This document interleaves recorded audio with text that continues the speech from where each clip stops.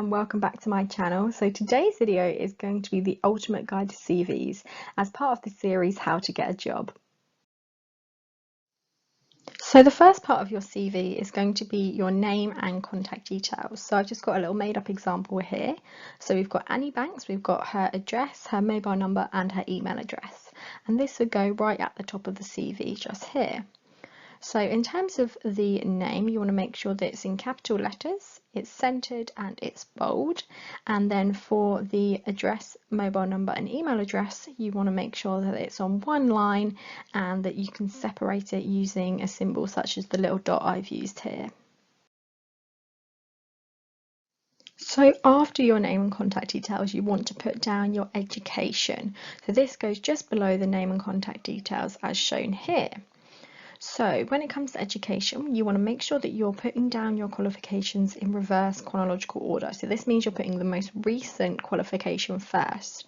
So as you can see from the example here, we've got BSc Biology, so Annie's degree, which she's currently doing first, and then we've got A Levels and GCSEs, which she's done previously below that.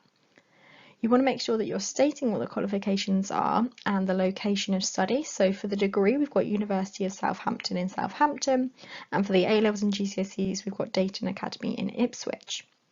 You also want to make sure that you're summarising the skills linked to the job requirements. So for example, if Annie was applying to a lab role, she'd want to talk about the lab experience that she'd had as part of her BSc Biology degree.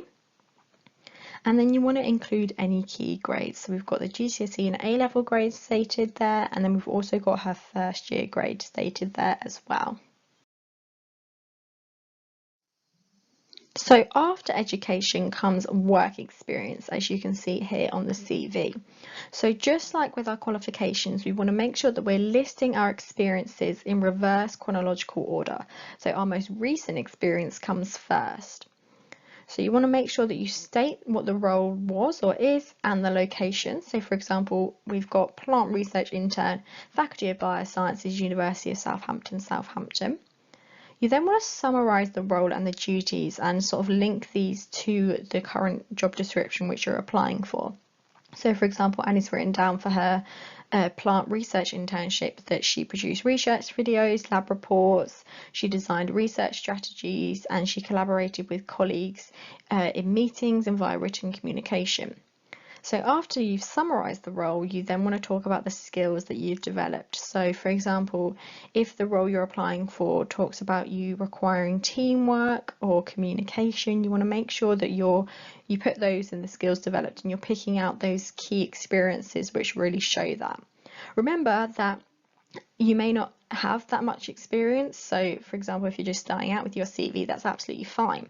What you can talk about is different awards or achievements or roles you've had in school, for example. So if you've been a form captain, or you've helped out an open evening, or you're part of a hockey club, any sort of experiences that you've had are relevant to this section. So what I would do is perhaps break it up into, for example, maybe awards and achievements, positions of responsibility, rather than stating it as work experience. But make sure that you really have a think about what sort of things you've done. You don't have to have had tons of experience, especially when you're just starting out looking for roles.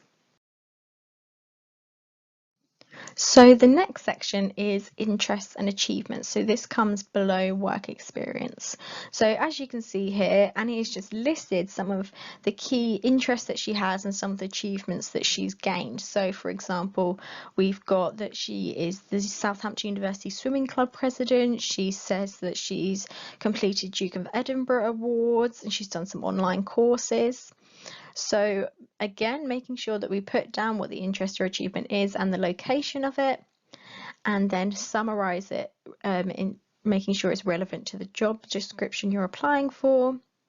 And then you can talk about the skills that you developed in this summary. So for example, as you can see, for the first one about being the swimming club president, she's put down that she's developed leadership, verbal communication skills and organisation. So this is just sort of a separate space to summarise other things that aren't as such perhaps regarded as work experiences, or perhaps aren't as important in the main sort of body of the CV, but there's still things that you maybe want the recruiters and the company that you're applying to see. So let's say that being the Southampton University Swim Club president was one of your really big work experiences, then of course you can put that in the work experience section. But if you've already got other work experiences which are more relevant to the role, then you can put other interests and achievements in a section like this. So the final part of your CV is your references. So this goes right at the bottom of your CV. So it's important that you have at least 2 key references. So these could be an academic, so they could be a teacher or a lecturer or a personal tutor, and they could also be a manager if you're working currently, or a previous manager from a previous role. So you want to make sure that you write down the reference's name, their role, their association with you. So for example, we've got Dr. Marie Lyson, we've put that she's a lecturer in biology at the University of Southampton, and the association to Annie is that she's her personal tutor. We then want to write down their email address and their phone number. So you've really got all that information right there, so the recruiters or the company can go directly to them. So this is the overall CV that I've just put here. So I just thought I'd touch on some other key points. So make sure that your CV is in black and white. Just to reiterate again that your experiences and qualifications for each section need to go in reverse chronological order. You want to make sure that your CV is only 1 to 2 pages and no more. So you may only need to state a few key experiences for a role you're applying for. You don't always need to put down absolutely everything. You just need to put down things that are relevant. So never go over 2 pages for your CV, otherwise it's just not going to get looked at and it's just going to be far too much for the recruiters and the company to handle. You want to make sure that you're, as I sort of said just then, sort of adapting your skills and experiences for different roles. So you may want to take out some experiences for some roles, put some in. You also want to change about some of the skills you've talked about, or perhaps some of the role duties that you've had. So make sure that you're really tailoring that CV to the specific role you're applying for. You can't just use the same one for every single role.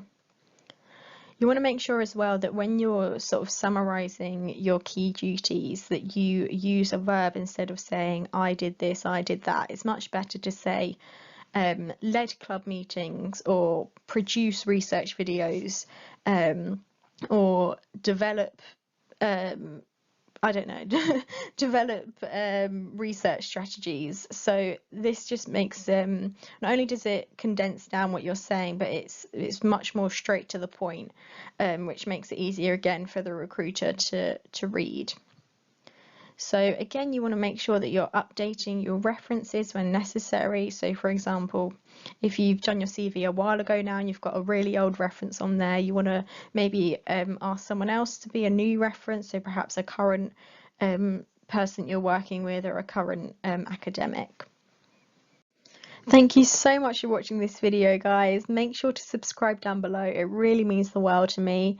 Comment down below if you're currently looking for jobs or applying to a specific job, and give this video a big thumbs up if you have enjoyed it and want me to do more videos to help you guys out with job applications.